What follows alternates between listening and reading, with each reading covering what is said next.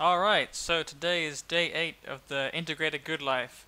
And today Ty was talking about how we have these different pillars of the good life, like health, wealth, love, happiness, but we can't get the perfect 10 by kind of breaking those down into their components and then adding them back together. So what that means is that even if you have great health or great wealth, if you don't have a holistic life and the other areas are not integrated together, then you will never have that really good life. Um, so he kind of talks about how we have separation in the modern life and how that makes us unhappy. And one example of that is obviously the people who go to work 9 to 5. And we have this, thank God it's Friday mentality and I hate Mondays mentality. So we have this crazy kind of separation where we dread the whole week. We wake up Monday dreading the whole week, and then we have, just the weekend to ourselves. Or we have, 4 weeks holiday and the rest of the 11 months of the year we're miserable. So this is kind of the problem that we have when everything is separated. He gives an example how the Amish, who have 1/5 of generative depression, and he asks is that why, and then he looks at how their lives are. They're all integrated. So the neighbors, they all live together, they trade with each other, they go to church together, their kids play together, the kids get married together sometimes. So everything, the family life, the social life, their trade, everything is integrated and everything is together and close. And one very true story he mentions is about traffic and commuting. So he says that when you have to travel more than 2 miles, or this is one of his friend's theories. You have to travel more than 2 miles, then it just makes everything stressful because you get stuck in traffic. You spend a lot of time commuting. So people that especially maybe travel to work in 1 hour every day commuting through heavy traffic, there's just no way to avoid that kind of subconscious stress, and it just accumulates and accumulates every day, Monday to Friday. So this fighting traffic to your commute is always going to cause stress, and you can't escape that. So if you have everything within 2 miles of you, you can cut down a lot of that stress, and that's just again integrating everything, having everything closer together and not separated by distance. I thought it was quite interesting. I know when I used to commute, I found it so stressful. It was a horrible way to start the day and a horrible way to end your work day. Is jumping on the tube in London with a bunch of sweaty people, and just being crammed against the doors for half an hour each way, and that's just horrible. And it's just as bad in other countries. So Singapore as well, it's got busier and busier. Whenever I have to go on the tube during rush hour, I'm always amazed how I can't believe I used to do this every day. So I'm super lucky now that my home is my office and my office is my home. So I have a dedicated space, and that's about as integrated as you can be. Right? It's so close together. There's no traffic, there's no commute, there's no stress, and I'm just so I wake up every day grateful for that. So that's definitely true for me. And if you can find a way to reduce your commute, one thing I used to do in London is I used to actually move, because I was renting. I used to move house every time I found a new job because I wanted to be close. So I didn't want to have to commute across, west, east, north to south. That would just take forever. So when I found a job, I would find a place close to there and then switch. And so I ended up moving quite a lot because I changed jobs so much. I kept switching houses as well. But that definitely helped me day to day just to reduce the commute, which was not only stressful, but I felt it was really a waste of time. And I got back that time, but not having to commute as much, and it was definitely less stressful as well. And obviously, it costs less because London transport costs are quite high. So good to keep things integrated. I think for another good example for me is having your gym at home, or having some way to work out at home, because if the gym's really far away and it's hard to get to, you're just not going to do it. There's too much resistance. If it's raining or something and you're just feeling lazy, you're not going to do it. So having that integrated. So Ty came up with this office gym thing where he has some barbells lying around and he can do them while he's working. And so I haven't got that, but I do have my workout routine all integrated around what I can do here. So I have a skipping rope.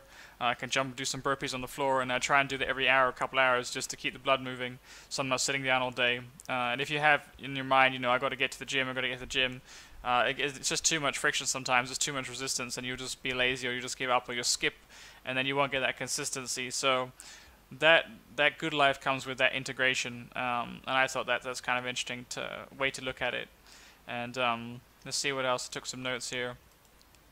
He says, when your life has stress from memory or anticipation, you have low levels of dopamine and happiness. And so that's kind of a marker of people that are depressed. and have stress, they have this low level of dopamine and happiness. And I think that's very common in most people today in the developed world have these issues, and I think that's why we drink and do drugs to have that kind of escape, because we get that artificial high, we get that artificial dopamine hit, and definitely that's why everyone drinks in the UK. I think that they're just all stressed out and crazy, and it's a way of loosening up and helping to escape about the stress you're under and just having fun. So I definitely drink a lot less now that I'm not commuting to work and living in a stressful city and having a stressful career. But I used to drink a lot, and yeah, it's just a way of escaping. It's just a way of dealing with the stress. So obviously, if you want to cut down on that, it's going to increase your health and cut down on your stress. It's the best way. So he had this other idea, which I'm not sure about, but one of his theories, or one of Ty's friends' theories, is that the reason people don't sleep well anymore is that our mind's been wired and adapted to sleeping together in one space. So used to be with your whole family, you'd all be sleeping around a campfire or something together, around tents together. You wouldn't be separated in different rooms, all on your own, all sleeping alone. You also have natural sounds, maybe from the fire, from nature. You wouldn't just be in a room with no sound, and that's not natural. So he thinks that maybe that's the reason people have trouble sleeping. I think obviously there's a lot of reasons. Stress is one of them. If you're thinking all the time about things you have to do tomorrow, what you did today, like it's just things constantly running in your mind, and that kind of list of to-do is always, keeping your mind busy will make it very hard to wind down and go to sleep. And I had problems with insomnia for a long time. Just because always thinking about what to do, what's next, what's going to do tomorrow. I think having a routine where you're getting away from your computers and getting away from any television as well. Reading is a really good way to kind of wind down, reducing any kind of stimulus. I think there's all kinds of things you can do to deal with that if you struggle with sleep issues. So I'm not sure that's the whole story, but that's kind of interesting. I did just download an app on my iPhone which is supposed to help you sleep. It's by the Mind Valley guys called Dormio, and they have the sleep app which you can just put on at night, set a timer for 10 minutes, 20 minutes, and you can listen to different sounds. So you can listen to beach, ocean sounds, you can listen to rain and thunder, you can listen to fire sounds. And it was kind of interesting. I don't really struggle with sleep anymore, so I sleep pretty quickly, and I think that's down to a few things I've changed in my habit. One is regular exercise for sure. That helps to normalize your sleep. I take a cold shower, which I think kind of helps with that. So maybe not for everyone, but I think a cold shower, I sleep a lot better after a cold shower. So I have a cold shower every day, and that works for me. But I don't know about sleeping together with a bunch of people. I guess I don't live with my family, so it's not very practical. So yeah, there's a tip for you maybe to try out this app. Put on some natural sounds and see if that makes a difference. So the other part of integrating your life is to look at your life and try and reshape it around your passions. So if you have, if you're focused about health and fitness, and that's really one of your passions, then you should try and see how I can build a business around that. How can I make money around that passion? Because when you start to stack these things on together, so you stack the health, you stack the wealth, stack the love, and stack the happiness together, then you have the really good life. So one example might be you love tennis, so you coach tennis, you teach it. So you're making money from that, and obviously you're playing tennis, so you're staying healthy, and that's keeping you healthy, and you're enjoying it, and it's fun, so you're not going to quit, you're not going to get bored. Maybe you marry another tennis coach or someone who loves tennis, so your love life is around tennis, is around your business. I don't know if you can mix everything together. For some people, I think it works. Some people, it doesn't. Also, having family involved in the business. He said that statistically, the businesses that have the longest track record of success, they're run by families, and so having families involved with business, the probability is higher that it will succeed. But obviously, every family is different. You got to find someone that's in your family that really can complement you and that you can work with. So not everyone can work with their families, but if you can, that's great, and that's something to think about. I might have an opportunity to do that with a couple of my brothers and sisters to work on some things together. So that's an interesting theory. I think maybe if you're in closer proximity, it's easier. So because we're separated by distance, it does make it harder as well to run a business maybe together. But if you're not too far away from each other, that might be something to look at. But basically, you try and stack as many as possible. So even if you just link two of these together, you link the health and the wealth, and then you try and link your family or link love, happiness all together. He says that kind of combination that increases fulfillment and happiness, and the sum is it's more than just the sum of the parts. So when you're able to stack those together, your focus increases. You're not distracted by the compartmentalization of your life, where you have your work over here, your health over here, your gym here, your friends here, your kids here, your school here, and so having all those things kind of integrated. It's just a way of making life easier, less stressful, and having more of the good life. So definitely something to think about. I need to think about how I can integrate health and my work and my wealth, because right now I do pretty well with this office gym setup, but obviously I'm not making money from health right now. It's a separate part of my life, and then my business is separate as well. So that's something I've always thought about, is how I can get involved in the health and fitness space. It's hugely competitive online, so I haven't really tackled that or thought about it, but I'm sure there's an angle I could go into it there. So I need to, for me, I'm going to think about how to integrate those two, and then think about maybe involving my partner in my business, because it's something we've talked about, and we haven't found an immediate opportunity to make it work. But I'll keep looking at that and seeing if something comes up, if there's an opportunity to do that. She does help me a lot with my business in some areas anyway, so I think that kind of works. In terms of getting an outside perspective, someone to look at something, a fresh pair of eyes, and so I'm going to think about how I can start linking these things together, and that's pretty much everything that he talked about in terms of the integrated good life. So that was the lesson for the day. I did also read through watch one of his book summaries. So he was talking about the Intelligent Investor book, which is by Benjamin Graham, who's one of the classics of finance. Those books about investing is one of those ones that everyone reads. So Warren Buffett is one of he was mentored by Benjamin Graham. He read that book many times, and people like him always say this is the book you need to read about to understand finance. And so there's some tenets or some takeaways from this book which Tai talks around. The one that stuck out to me was the idea of creeping versus leaping. So you can't really leap your way to success or to wealth, and people kind of try to shortcut that sometimes to shortcut their way to wealth. But really the ones that have long-term wealth, like you look at people like Buffett and Bill Gates. These people have built, starting out from when they were, kids like 12, 14, all the way up to 50, 51 before they hit, $1 billion. So they weren't starting out, what's the quickest way to make $1 billion? They were just looking at how can I add value, what am I enjoying, what am I passionate about, and they saw that kind of progression. So they were creeping all the way, and they just had that consistent progress that took them where they are now. And we look at the success stories and we kind of see, oh wow, they're successful. We don't see how they did it, and so a lot of the problems with instant gratification and this quick fixes, which he talks about before, is that people will try to leap their way to wealth. And when you see that, for example, with lottery winners, they leap their way to wealth. They don't know how to manage it. They haven't really earned it. So most of them end up giving it back. And so that's the biggest problem when you're not creeping your way along anything. You're trying to leap too fast, too far. You don't have the maturity. You don't have the knowledge. Definitely in my life, I've tried to do that, and it's backfired. So leaping your way ahead of what you're capable of handling beyond your maturity, it can be dangerous. It can set you back. And he also mentions how if you lose money, you actually lose a lot more than you think, because you lose the time it takes to get it back. So you got to be really careful with investing that you don't get burned too much, because you get that mentality, the loser mentality, and that can be dangerous with investing. I don't know how that relates to the idea of failing in general, because obviously I think in life you need to be okay with failing, and you need to learn. As long as you learn from your failure and you can fail, the faster you can fail, the faster you succeed. So I don't know if there's a contradiction there, but he says with investing, you will be careful that you don't fail too much, because you set a dangerous precedent in your mind. So that's something to think about. The other point that I think is really important from the book is that he says you need to make sure you're investing within your circle of competence. So if you're looking to invest in a stock, you need to know, do you know the market? Do you know it really well? Do you know the competitors are? Do you know what the potential market share is? Do you know these things? If you don't have a clue and someone just gives you a hot stock tip, that's like gambling and throwing your money away, because it's outside your circle of competence. So you got to be very careful when you look at an opportunity. Someone comes to you with an opportunity. Where is it around your circle of competence? So before you invest, you need to make sure you're educating yourself adequately. Then you test your judgment and refine. So maybe you take an investment, you look at how it went, and then you take your learnings away from that before you go on to the next investment. So make sure you're refining your strategy and you have a really good way to analyze an opportunity. And then the last one is to take action when others are hesitating.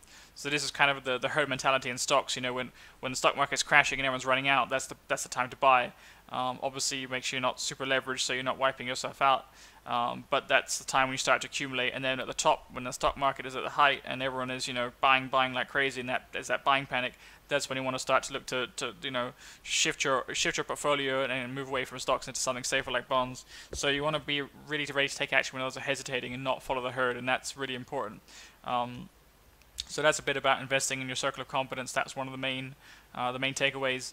The other one was to check what is your margin of safety if your estimate's wrong. So there's all kinds of investment valuation models which you can read about in the book, and I haven't read the book myself, so I probably should do that. But from what I took away from the video is that there's different valuation models to analyze an investment opportunity. So you can take the projected future earnings of a company, for example, look at the market cap, to know what is the opportunity in that market, and then you can work out is a stock overvalued or undervalued based on the current share price. So if you make an estimate that the stock's worth 50 but it's currently at 40, then he says what is your margin of error if you're wrong. So let's say you work it out that it's 40 but it should be 50, and actually you're wrong about your estimate, so actually it's 45. Now your margin of safety is only $5 because you're only buying at $5 below the real market price. So you got to be very careful with your margin of safety to leave a big buffer there, because if you're wrong, you want to make sure you're still got enough margin there to to protect your investment, so you're not end up paying more than the price of the stock that was actually worth. So I don't know if I explained that very well, but watch the video and see if it makes sense to you. Basically, you want to have a large margin of gap, safety. And he makes kind of an analogy to dating. So if you want to make sure you have a good partner, a good life partner, then look at how you are with them on a first date. And if your first date's not a 9 or a 10 and they're not super happy, you're not having an amazing time, then you need to be really careful if you're thinking about marrying that person, because over time that happiness, if it's not a 10 or a 9, then over time, if it drops, then again you haven't got that margin of safety, that you end up marrying someone you don't really get along with or don't really have anything in common with. So I don't know if that analogy is fair, but that's kind of interesting to see how first dates go and make sure you have a good margin of safety. I think people do that anyways with relationships. If they don't think that person is a good investment of their time and they're not a long-term potential partner, then a lot of people won't continue that. They won't see it's worth the time to keep seeing that person. So that was interesting. And then obviously, let's see what other notes. So yeah, so he talked about making sure you're in an industry you understand, so that's your circle of competence. Making sure there's demand, so there's market opportunity there, you have a demand, and there's some certainty of future earnings. So this is kind of maybe applies to your business as well when you're looking to choose to start a business, making sure you're doing something you understand. It's not just investing, but if you look at what you've done in the past where your margin of safety was too small, what was the one mistake that kind of bring you down, and then look at maybe other people had those same challenges, same issues, jumping into something too soon when it's outside their circle of competence. There's not enough margin of safety. Then 2-3 years, I know tons of people get crushed in housing because they invest off plan in these developing countries. They don't do their due diligence. Some of their housing has been built, without the right permits. They get torn down a few days, a few weeks, months, years later, and then they've lost all their investment and there's no way to get it back. So that's definitely investing outside of your circle of competence by trying to make a quick buck and leaping to wealth instead of creeping. So I know some people that got crushed by that, and it's just something you got to be really, really careful about doing when you're plunking so much money down in. You want to make sure you have a really good mentor, you know the market really well, and you have the odds stacked up in your favor, so you have that margin of safety to protect you if your investment doesn't turn out the way you expected it. So this is some of the points I think is really, really good things to think about, because so much of the time we just get hit with an investment idea. We read something, or a friend comes to us, we think this is the latest hot thing, and that's that herd mentality of rushing down to buy a house, to do whatever the latest investment craze is, and that can really get you crushed, because a lot of the time the best investments you don't hear about, and by the time you hear about it, it's too late. So you got to really, really be careful that you're not just jumping into something that's outside your circle of competence. In terms of business, he says that you should only be doing things that you can see yourself doing for the next 20 years, so taking a long-term view. Again, I guess this is creeping instead of leaping. For me, I'm not sure I'll be doing this exact business I'm in. It's like online marketing for 20 years, but obviously the internet's going to be around for my lifetime. It's just going to keep evolving, so probably in 20 years it's going to look super different. And so I'm sure I'll be using these skills in the future to do something business-wise with these skills. But I don't know if it's going to be the exact same thing. I don't think you can look 20 years ahead in the world we live in today and know how things are going to be. But at least making sure that the business opportunity is not going to go away. For example, you look at the trend with cars; they're all becoming driverless, self-driven cars by robots. So you don't want to get into an industry where you're going to get crushed by that trend, where you're either training to become a lorry driver or something, and in 5 years you're going to be out of a job because the trend is just against you. So you got to definitely look at what are the market opportunities? Is there a market here that's going to be around long term, and you're not going to just get crushed by an exponential technology or by emerging technologies? So that's definitely good to think about. One tip which is funny, he suggests that you if you're learning something, like you're at a seminar or you're watching this course like 67 Steps, instead of just trying to write down a bunch of notes, which you never look at again, very possibly, this is just a flurry of activity making you feel good, but nothing actually happens out of it. There's no results. And I've done this tons of times where I take loads of notes at seminars, and then most of them end up in a cupboard. I don't look back at them, and what have you really got taken away from it? For some people, it definitely helps them to reinforce things into their mind, but he says one thing which is even better is to just grab your phone at the end of the seminar, at the end of the lesson you've learned, and just record a quick summary of what you've learned. So this is one way to practice public speaking. It's kind of why I'm doing these videos as well. And definitely it's helping. I think as I progress through each day, I'm able to express my ideas more clearly. I still talk super fast, so I need to learn to take a deep breath and slow down. But yeah, so public speaking is one thing I'm trying to work on. I think that's doing these videos is helping.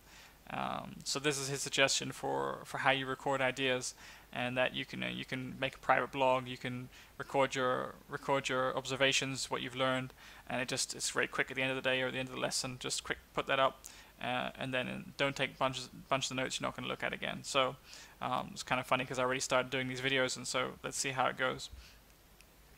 He says that you refine the skill of memory and summarizing by doing this, and you also can deliver better content, maybe more engaging content. You can share that with other people, and you'll become greater at practicing and getting better at speaking.